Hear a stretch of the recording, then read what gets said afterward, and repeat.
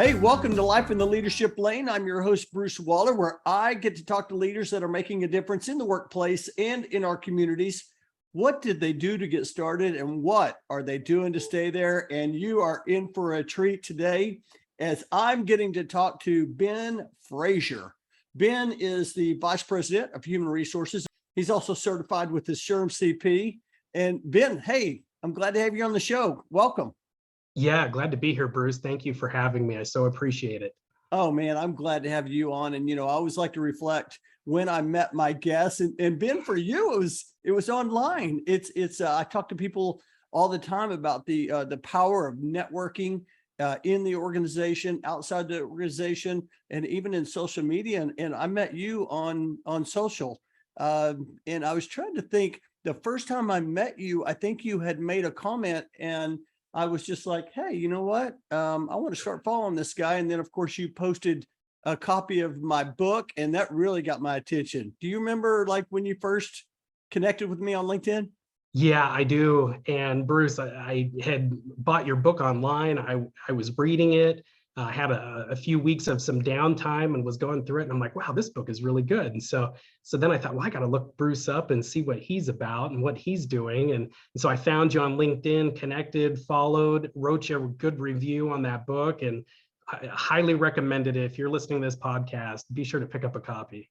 Man, I appreciate that. That's fantastic. Oh man, I always talk about the 5-star experience and the little things we can do. And you posted a review, that's always going to that's a 5-star experience for me. I'm so grateful for you doing that and for you just like reaching out. And I think a lot of times we want to reach out or we have intentions to reach out, but we don't quite reach out. And of course you did that. Well, I definitely want to hear the Ben Frasier story in like, where did you grow up? I mean, did you grow up in Montana, and how in the world did you get into HR and leadership? So I actually grew up in a small town called Coquille, Oregon, and that is on the southern Oregon coast. It's a very small logging town, farming town, just a couple hours north of the California border, but just there on the southern Oregon coast. And my journey to HR was somewhat accidental, really. I kind of grew up in the financial industry, and after I completed my MBA, I was offered a position as a benefits manager for a large forest products company there in Oregon. Benefits at that time reported up through the financial arm of the company. And after a couple of years, it was then transitioned over to HR. And so that's how I made the move to HR. And so after about 4 years in that benefits manager role, I decided, I was ready to move to the director level, joined a very large financial services company in Portland and went to work as their director of benefits. After a few years in that role, I decided it was time to expand yet again. And I wanted to play in the space of talent acquisition, compensation, HR business partners, HRIS, and the like. And so my wife and I decided to look around and see what might be out there. And I was offered a position out here in Billings, Montana as their director of human resources. And after a few years in that role, I was fortunate enough to be offered and promoted to vice president of human resources. And I really love my role because I get to dig into the operations of the health system, human capital strategy, workforce planning, and many other things. So it's a very rich experience. It fills my cup. I love what I do. And I get a sense of giving back to the community, which is our patients whom we serve. Man, there is so much there I want to dig into, especially when someone says, I love my role. That energizes me. I want to ask you though, as you mentioned you were in a direct role and you said, hey, it's time to expand. What drives that? I know a lot of times for me, I've thought, I remember my first time I moved on to my next role, I didn't really feel like I was going to be able to grow in the company. They had a really solid senior leadership team, and I moved across to move up. Any thoughts around that? Because I know there's probably people listening, and a lot of times people aren't really sure. They're like, hey, I feel like I need to expand. I need to make a move, but I'm not sure. Any thoughts around that? Yeah, for me, it was when I began to sense I was at a plateau in my career and in my knowledge. Okay. and that I had maybe seen most of what I was probably going to see. And that's when I knew that I was borderline bored, Mm, and I didn't want to go into that danger zone, because that's when I knew I would become disengaged. And so that's when I knew, hey, I need to hit another growth area here and rise to that challenge and occasion. And when you get to those points, for anybody that's listening, it's uncomfortable, it's mm, vulnerable, because you're mm. entering spaces that you're not familiar with, but it's also incredibly rewarding, engaging, and self-fulfilling, I think. Yeah, that's fantastic. And then the second thing you said was, your organization is mission driven. I just like when someone says mission driven, I'm like, oh my goodness, that's when you have real joy in your journey, is when you're working with someone or with an organization where people know the mission and everybody's moving together. Would you agree with that? I would agree with that. And that alignment is what brings the value and the brand recognition for our Mm, patients. And mm. that's how they recognize you and know, hey, that's where I want care. That's the best care I'm going to get. And that's where I'm going to go. I love that. Hey, let me ask you this, and I like to ask this question to my guests because I always like to ask it. There are moments during our career. Sometimes there's a moment when we find our lane, when we really find our purpose and love. Like, hey, this is what I love to do. Was there a moment that you said, you know what? I really found, because you started, I believe you said you started in finance or as a finance major, and now here you are, the VP of HR. Was there a moment when you found your lane? Yeah, at first I would say it's kind of interesting. I work to live. And and notice I didn't say I live to work. And my greatest achievement and greatest adventure in my life is my family. My wife and I have 6 children. My wife is my best friend and best partner in which I get to experience life. And our greatest purpose is the growth, development, and success of our marriage and that of our children. Mm, But I find myself in the leadership lane long before my wife and I even married. I am one of 6 kids myself, and I'm the second oldest. And my older brother and I were about a year and a half apart. And my brother, he passed away when he was 18 years old. I was 17 at the time. I was there when he passed away. And I knew at that moment that I had become the oldest sibling by default. mm, And I knew I needed to lead. And as I had always looked at my older brother as an example, I knew I had to set the pace and tone for my siblings, and that had to be done through my actions. And so the example I went about doing was simply making the right choices. I somehow knew at that young age that mm, the right choices were usually the harder choices that I had to mm, pick from. And so I decided I'm going to hold steady work. I'm going to hang out with friends and people who I knew were making better choices than me. I wanted to be with people who appeared to be on successful tracks of life. I decided to go to college. I decided to live abroad in Brazil for several years. I took calculated risks to improve myself and to be vulnerable and uncomfortable. And my leadership lane all kind of started around those roots back in my late mm. teenage years. And it's led me to the point where I am today, 23 years later, since that experience of working in a leadership position with my family, leading teams, working with executives who influence and lead employees and our patients. And it's Mm. quite humbling and immensely fulfilling. I got to tell you, man, I have chills right now, and I'm so sorry about your brother, but I got to tell you, if you are listening right now, you need to pull over, get your pen out, get your paper out. A couple things I wrote down. Number one, I work to live. I just absolutely love that, and how you phrase that. And then you said the right choices are often the harder choices. Yes. Oh my goodness, Ben, that is so true. Why is It is. it so hard for us to not make that harder choice when we know it's the right choice? Well, I think it's human nature to want to find our level of comfort and be in a Hmm. state of comfort. And I think we all want that. But in order to grow, it requires being uncomfortable Mm, and finding comfort when things are uncomfortable is a skill as a leader I think you have to learn. and be flexible to, because that's what's happening all the time. Things are changing, change is happening. Look at what's happening in our economy. Look what's happening because of the pandemic. Change is frequent and it's uncomfortable as leaders. And so lean into it. It's the norm. I love that. I had Jennifer McClure on the show a while back. I've known Jennifer for a long time, and she said, "Comfortable is the enemy of awesomeness."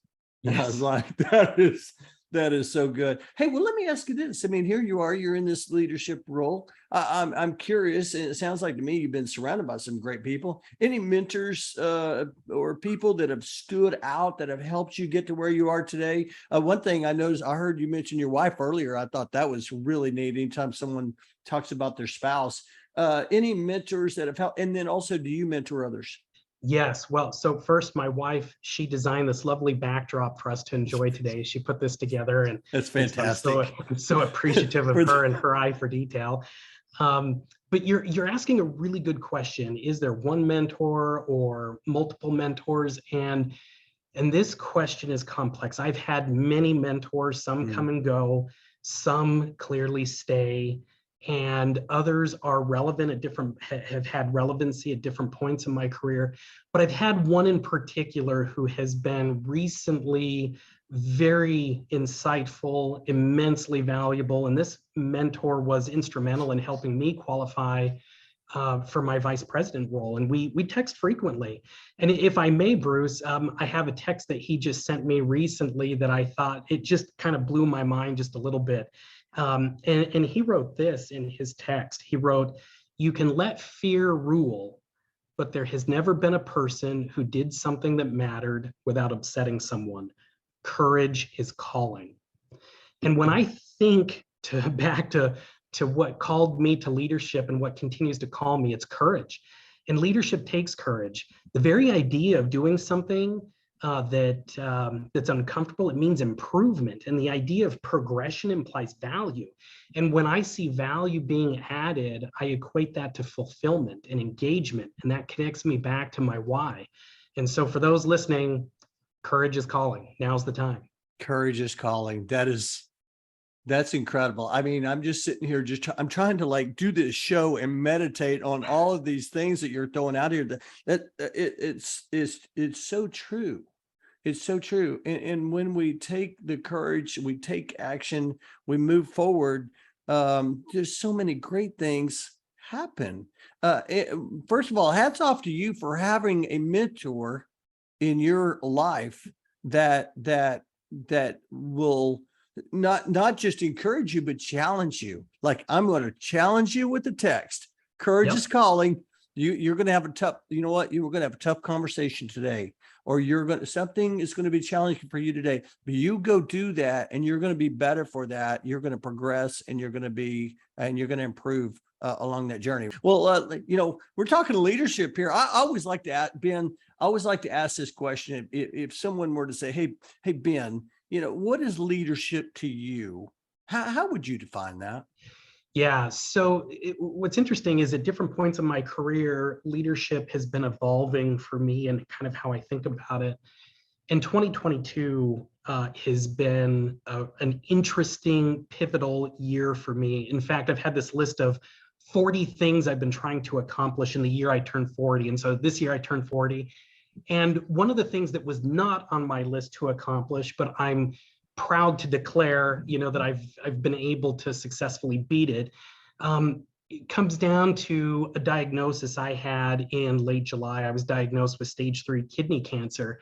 And through the expert guidance and expertise of my physician team, my cancer was 100% cured, completely removed. I'm currently about 7 weeks post-surgery, and I've been back to work now for about 3 weeks. And that was actually the time, Bruce, when I read your book. And it was through this event and being a patient in the very health system where I worked, where empathy came front and center for me, and empathetic leadership, and how that needed to evolve in my genuine leadership style. And I observed some of the processes our staff and patients were experiencing. I was able to see and experience sometimes those frustrating parts of your job that are hard to explain, but have to almost be experienced to understand it.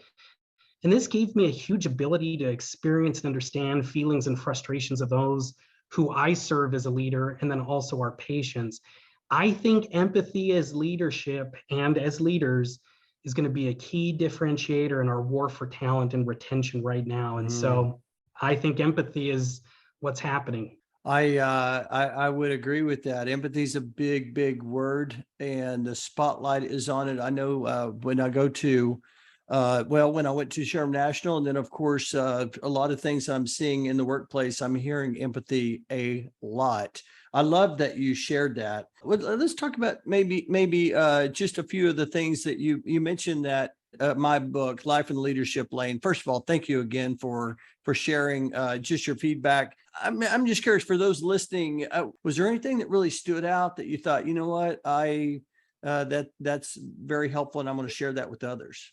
Yeah, well, there were a couple parts of the book that really resonated with me. And I think a couple chapters. One was chapter 4, which really talked about building your brand. And there was a quote in there that referenced how it's easier to look back and see your successes than it is to look ahead and see what it'll take to have success.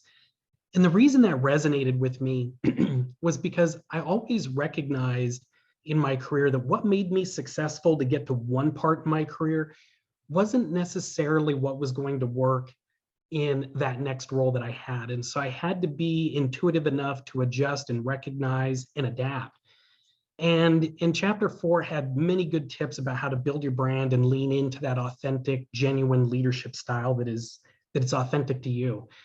And then the second piece that was part of that book that I found tremendously helpful was chapter 10, which was about 5-star advice. And that was an incredible chapter because I love the story about how success leaves crumbs.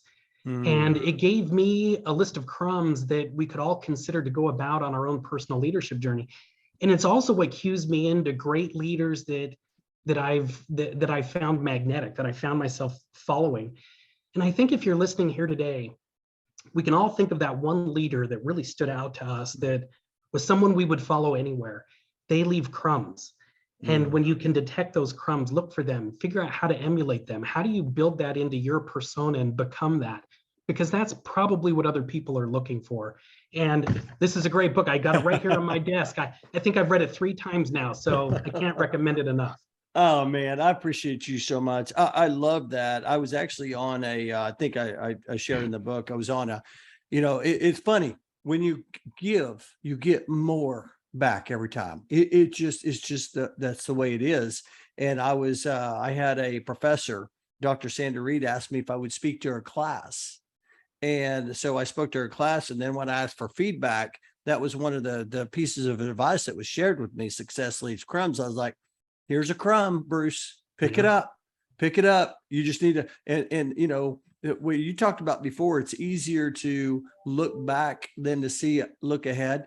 I want people to hear that too, because, I remember early in my journey, I couldn't see ahead, but you just got to do the work. You just got to keep on plowing away. Right. And then you'll notice that, oh my goodness, I've been laying these bricks, brick by brick by brick, and then not seeing anything. And then all of a sudden I look back and I see a house.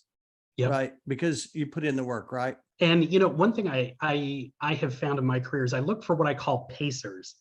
And if you've ever run like a marathon, or maybe you're watching the Olympics, you'll find someone who's been identified as a pacer, and they set the pace for the runner who's wanting to break a record. And when I look out professionally, I look for people who have been wildly successful in their careers. And that can be defined however you might perceive it. But when you find a pacer, look at what it is they're doing, read their materials. If you can, meet with them and do a gap analysis. Where are they at versus where are you at? And what is the gap between where you are versus where you want to be? Then close the gap. And you do that process over and over again, day by day, month by month, year after year. And you can have that forward-looking momentum. And then you can see it being built when you look in the rearview mirror. It's very gratifying, and it gives you a pathway forward for your career. And it's worked quite well for me. Okay, that's fantastic. Okay, being a pacer, I love the gap analysis. I always talk about look for the inspiration in others and try to make it a piece of that part of your everyday. But this gap analysis, it really, I look at it from a different angle. I'm like, oh, wow, here's some different things they're doing. I need to fill the gaps here, and it's going to help me be better. Oh, it kind of leads me into this. I read on LinkedIn on your profile. And by the way, that's one thing I do love about interviewing guests is like, it really makes me be purposeful in learning more about who I'm getting ready to talk to. But you said this, change leading HR executive. I would love to talk about change just for a second, because, we're sitting here talking about some of the things that we can do, right, to live life in the leadership lane. But a lot of that is going to require change. And I know you mentioned earlier about being uncomfortable, comfortable. You need to be comfortable with being uncomfortable. Talk a little bit about change and how have you been able to move through that? And then how do you help others navigate through that as well? Yeah, so I'm going to tell a personal example. Well, it's professional. So the last few years in healthcare with the pandemic has been incredibly challenging. Vaccination mandates, masking mandates, staffing, name the challenge. Mm-hmm. And you got to find joy along the way. You got to Mm. find those tiny cup fillers that help you get up, get out of bed, and get back, in that saddle, if you will. One of the programs that I have the privilege to participate in at work is our No One Dies Alone program. And in simplistic terms, this is a program where if we have a patient who's close to passing and we can't reach family or no families available, we have a team of trained professionals who can go and sit with this patient. And I'm fortunate enough to be on this team. And so recently we had a patient in our emergency department. It was about an 8 a.m. on a Monday morning, a couple months ago. And I remember getting the call and being asked to go sit with this patient. And I'm gonna, for the purposes of our conversation, I'm gonna call her Pamela.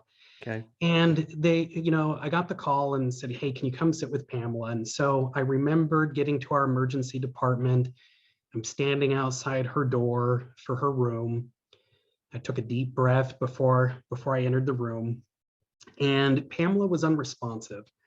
And I still introduced myself. I told her who I was and why I was there. I held her hand, and I just assumed she could hear and see everything in that room. And I let her know that I would be with her and that she wasn't alone.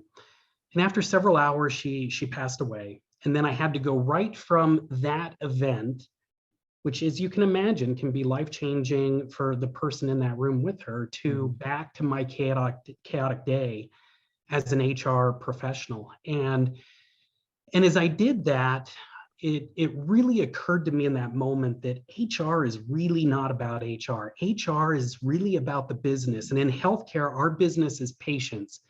And I think this example shows how HR can be impactful in a patient business, regardless of your background. And as I sat with Pamela, Pamela gave me a great gift that day because she gave me the gift of perspective. And as I went back, going about my day, I started reorganizing again what really needed to be accomplished that day. And so coming back full circle to your question about change, it's about perspective. What's most important? What is going to lead and provide the most impact that drives the business? And when I say the business, about our patients or your customers. That is so good, Ben. I appreciate you sharing that. My page is full of notes you're sharing here. But I love how you talk about that. It's really about change. It's really about perspective. And I love how, though, you start off with, you got to find the joy, and how HR is not about HR. It's about the business. And so I appreciate that. I know listeners right now are taking lots of notes right now. Hey, I want to ask you this, though, because perspective, that's like, it's kind of like, that's hard to like train, right? Someone to say, hey, let me train you to have perspective here. How do you do that? How do you help people get to that mindset? Because you're driven, you're very ambitious, and I love your story. But like, for those listening, and maybe they have some people on their team, they're like, I need them to see this a different way. Any thoughts around how you might be able to get them to start looking at perspective? What I would say is a couple things. What are your values as an Mm, individual? mm, What drives you and what's your personal why? mm, And that's one set. That's kind of like your true north mm, as your individual and as your professional persona. mm, But when you look at the business, what is the mission statement, the vision and the values? That's the true north. mm, And you want to bring those into alignment. And one of the things you did talk about in your book, Bruce, was about using your values when having to make tough decisions. And so mm, it's about perspective, and the perspective that you're trying to acquire really comes into what are your values as an individual? What are your values as a business? How do those two align? And more importantly, and probably the most difficult is how do you proceed when maybe your values are in conflict? mm. And that is a tough one to wrestle with. And only you will be able to answer the question about which value is going to hold greater weight in those conflicting situations.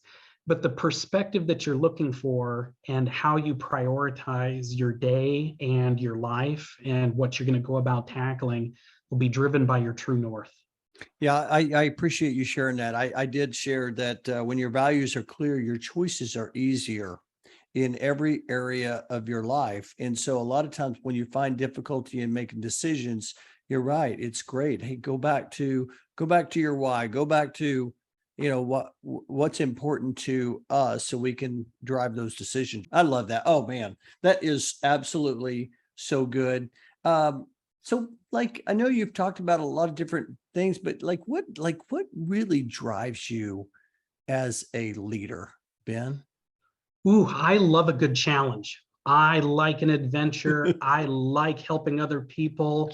That's kind of my calling, so to speak. I like, being given a challenge where there's really no picture that's already been formed. Tell me, what you're trying to solve for, and then let me dig in with my team so that Yeah. we can figure out a solution. Yeah. I love the ambiguity and the grayness of that so that we can essentially challenge status quos, challenge normal thinking, and looking for ways to do things that are different and that might be unexpected, and it might also be a bit uncomfortable too, but looking for something that allows you to be cutting edge. Mm, And I think that reimagining and rethinking the ways of doing something, mm. that's what energizes and challenges me. Yeah, yeah, I love that. Hey, well, let me ask you this. I mean, you mentioned earlier, it's been a really tough time over the last few years, especially in healthcare. I'm curious as a leader, and I want to ask this question for those listening. Anything you're doing different that's created like because we're hearing a lot of talk around the employee experience today, and we're hearing really everything experience, right? The attendee experience, the customer experience, but on the employee experience, like, is there anything you are doing different today than you might have been doing over the last few years? Because I always like to say that, a lot of times tough times come, but better things come from that. Any Yes. any any thoughts around that? Well, there's a lot our organization and the healthcare industry is doing to figure out retention and attraction to healthcare. And I recently actually wrote a white paper on how we need to go about solving workforce shortages within the healthcare sector. Mm, And I've had the privilege to share that with many key executives in our organization, and would be willing to share it with anyone looking to find ways to address these particular problems. But we do know that there are a variety of ways that we can impact that now and also in 5 to 10 years as we navigate this storm that we're facing. And this can be anywhere from like micro credentialing, can be flexible work arrangements, robotics, funding for different sources for education. There's a variety of ways, but this also takes legislators, it takes boards of directors to come together, executives, and health systems coming together to look at different ways to solve problems as we see this impacting all of us together. And so what I would say is how things were done even 5 or 10 years ago as a result of the pandemic, is all on the table to be looked at and re-examined and reworked. And when you have times of trial and tribulation, it's also a time of growth, and it's been an intriguing experience. I've seen things I've never seen in my career through this, and may never see again. I'm not sure, but it has helped us all develop the muscle to flex to changing situations that sometimes happen by the hour. Exactly. Like by the hour. Oh my gosh, that is so good. I just wrote down trials, challenges equals growth. Yeah. And I think that's what we need to remember. I wrote a lot about failure in the book as well. And I think that, I try to encourage people, listen, if you're going through a tough time, if you're going through a trial, if you're going through failure, you're growing. And that's a good thing. Yeah. Oh my gosh, this has been so much fun. I told you the time was going to fly by here. I do want to ask you one last question before we shift to it's time to accelerate, because you've given some amazing advice today. It was very inspiring. Any advice that you would share that, you've just heard through your career? I don't know, maybe you got some advice from your personal life or professional, but any advice you would share that you find yourself sharing with others that you'd want to share with the listeners today? Yeah, we talked a little bit about pacers a little earlier in our conversation. One of the Yeah. things I've been working on this last year, and this might sound a little crazy, Mm-hmm. but it's ironically been kind of successful. I've been reaching out to head HR leaders of very large organizations throughout the United States, not just in healthcare, but in other industries. Mm-hmm. And I've just tracked down their email address, or I found them on LinkedIn, and I've just sent them a note saying, hey, my name's Ben Frasier. Here's who I am. And I just love to visit with you for a few minutes to network and just understand what has made you successful in your career. And I'll tell you, if I send 100 emails on that, I probably only get 5, maybe 8 Mm-hmm. responses on it. But of those 5 or 8 who have responded, the conversations I've had with them in just 30 minutes, my goodness, what I have learned. And in a couple of them, they said, if you want more time, Ben, here's my executive assistant. Please reach out to her. She'll get you back on my calendar. And wow, what an opportunity to be able to connect with a leader who's leading an organization that might have 50,000 employees, 150,000, 300,000, and they've taken 30 minutes of their time to visit with me, and all because of an email that I sent, and they responded. And many won't, but I'll tell you, if you're listening today, find those pacers, find the people that inspire you, and you never know, you might just get 30 minutes with them. I tell people all the time that Life and Leadership Lane is some of the best coaching you can get in the world because of guests like you, Ben. That was absolutely gold advice. My first book, and I probably mentioned it in the second book as well, invest in the people zone. Yeah. Invest in the people zone, and you will get the best return in your career. And what you're doing, though, Ben, is listen. You're doing the Suzanne Myers used to always talk about the easy hard stuff. You're doing the easy hard stuff, right? It's easy to say, hey, I'm going to reach out, but it's hard. It's hard to find time to do that. It's hard to block time to do that. It's hard to be purposeful about doing that. But yet you said, I'm going to do that. You made that decision. You jumped in there, and I will tell you that is gold. Yeah, it's hard work. And part of that hard work is when you get the 30-minute conversation with a CHRO who's leading 150,000 employees, you may never get another 30-minute shot with that person again. And you got to do some real hard heads down thinking about what that conversation is going to look like. But you got to be vulnerable. And I'm telling you, you're going to learn something, and it'll be valuable for you. Oh, it's fantastic. Listen, no question. I just want to ask you, like, I'm a big fan of John Maxwell, and I remember him talking about when he'd go interview leaders, he would have these pages of questions. Did you prepare ahead of time? Could you talk a little bit, just a few minutes about any prep that you did before then, or did you just call? Well, no, I felt like I need to do some preparation. And so I sat back and thought about, well, what is it that I need to get out of this conversation? What is Yeah. it that I'm looking for? Yeah. And so I came with 3 or 4 key questions that I felt were important for me to explore with that individual. And when they set up the call with me, I sent over an executive summary so that they would know who I was before we got on the phone. And I felt that was important because I didn't want to waste my precious 30 minutes on just explaining who I was. And so we could just jump right into that conversation. And I'd ask them, hey, all right, your company grew from this, patient or employee volume to this in 10 years, or your stock price went from here to there, or name a few metrics. Like, what were the key drivers? How did you oversee that kind of aggressive expansion? What were the things that you didn't anticipate about that kind of growth? And one of the things I'm always looking to learn is, well, if you could give advice to someone who might be 10 or 20 years behind you in their career, what would you tell me? Mm. And I would just absorb and take as many notes as I could. And then at the end of those conversations, I would always offer, what can I do for you? How can I help you? How can I give to your team?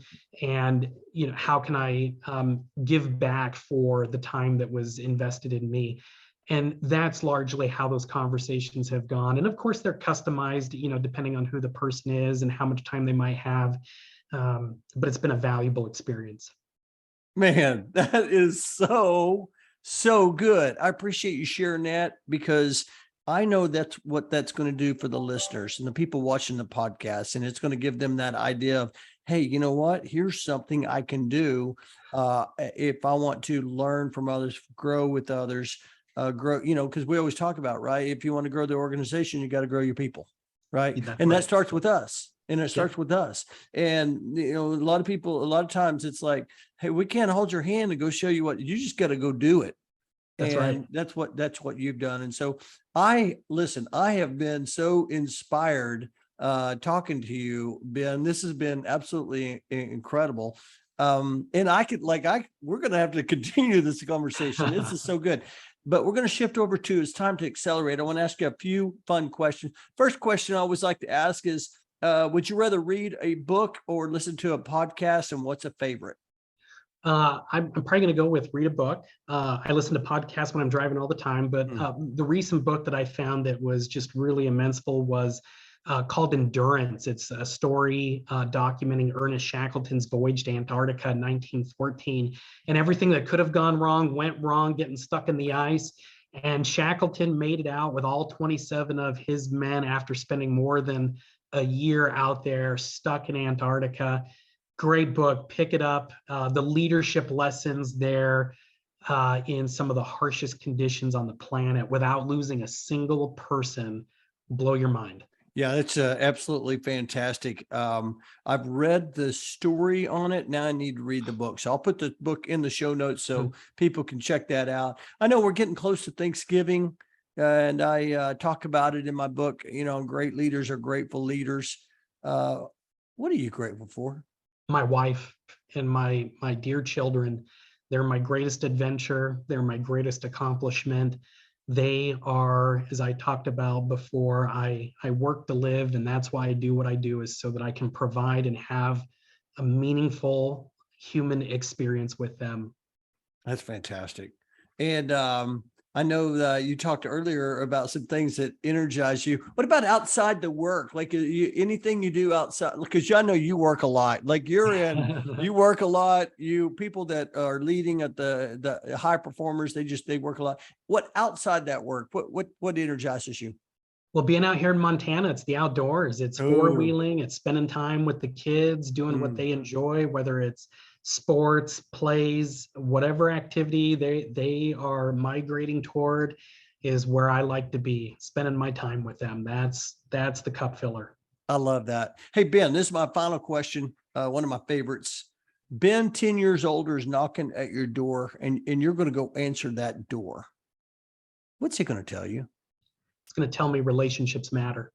Mm. Invest in your relationships. As you go through your career, you may find situations that upset you. You might have leaders that may not resonate with you. Relationships matter. Look and try to find the value in each one of those, especially the ones where you are being energized and those leaders are people who you might follow everywhere. Keep that in mind. The relationships will make the difference. Relationships, it's everything, continue to invest in the people zone. I got to tell you, you're definitely driving in the leadership lane, Ben. I'm so grateful we got a chance to meet. I'm so grateful that you picked up a copy of my book and read it and shared the review. You're a cancer survivor. You're an inspiration. And I'm so grateful for you coming onto the show. For people that heard something today, and I know there are some people that heard some nuggets, how's the best way for them to connect with you or follow you? Probably on LinkedIn. LinkedIn is the main place where you'll see my presence, and shoot me a message, connect with me there. I would love to talk to you. So if you got questions, I'm glad to spend some time with you and give back, because I think, I look at all the people that have given to me during my lifetime, and the right thing to do is give back. Yeah, I'm like you, Ben. Like, we're standing on the shoulders of giants, aren't we? Yeah, we So are. grateful. Again, appreciate you coming on the show today and just sharing your perspective and wisdom. Again, I mean, I'm sitting here going, man, I've got a whole page of notes here that I've been writing, and I look forward to continue the conversation. And I can't wait to watch your journey continue as you continue to grow others around you. And for that, I say thanks again for being on the show, and thanks for your friendship, Ben. Thank you, Bruce. It's a pleasure. Been a pleasure to be here speaking with you. Awesome. Can't wait to share this. I'll talk to you later. Okay.